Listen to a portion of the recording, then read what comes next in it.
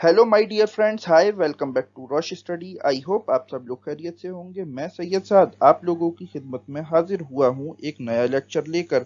Previous lectures में हमने detail में डिस्कशन किया था अबाउट द फूड क्रॉप्स, जहाँ पर हमने ग्रेन्स और प्लांटेशन क्रॉप के बारे में डिस्कशन किया था इन डिटेल।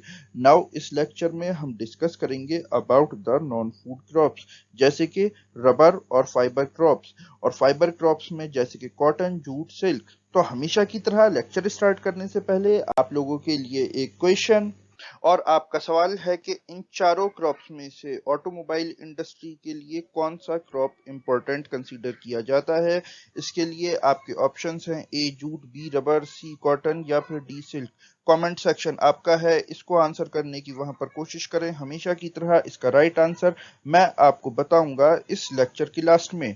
और इसी तरह के इंफॉर्मेटिव कंटेंट के लिए आप सब्सक्राइब करें टू अवर यूट्यूब चैनल और हमको फॉलो करें on social media platforms like Twitter and Instagram, जहां पर आप 9th और 10th से रिलेटेड एमसीक्यूज को सॉल्व कर सकते हैं। तो चलिए हम स्टार्ट करते हैं आज का अपना topic. So stay with us because there is a lot to know, a lot to discuss. Let's start by discussing about the rubber. Rubber जो है ये प्रोड्यूस होती है उन रीजन्स में जो लाई करते हैं on the equator, on the surface of earth.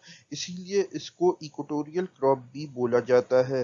But under some special conditions हम रबर को ग्रो करा सकते हैं in tropical and subtropical areas.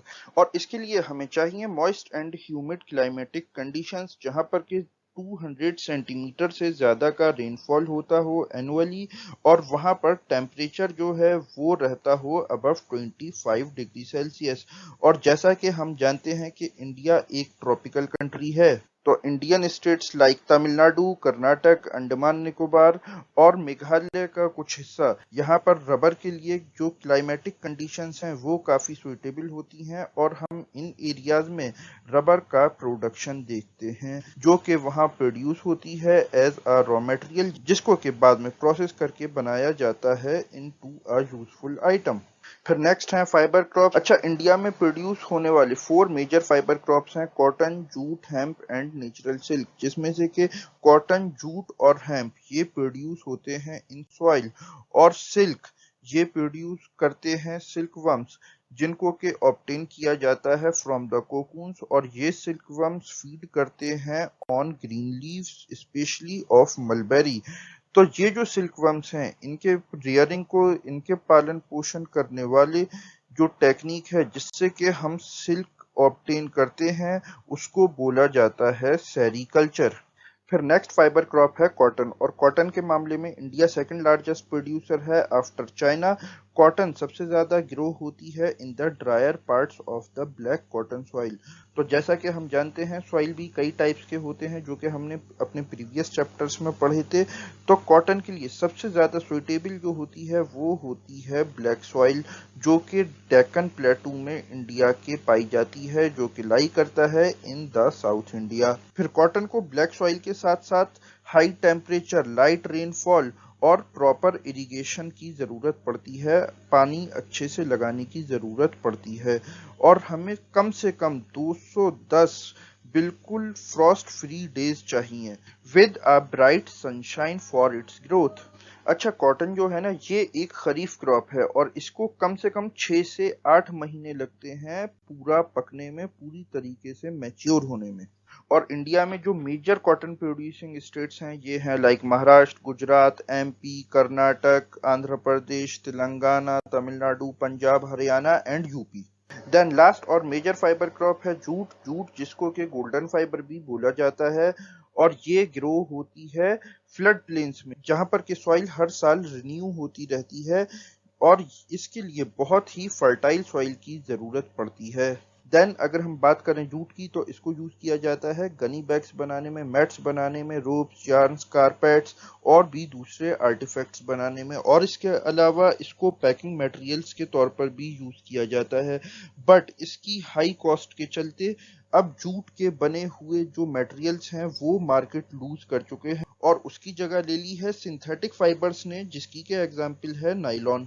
तो ये जो जूट होता है, इसकी प्रोडक्शन के लिए, इसकी ग्रोथ के लिए ज़रूरत होती है हाई टेम्परेचर की।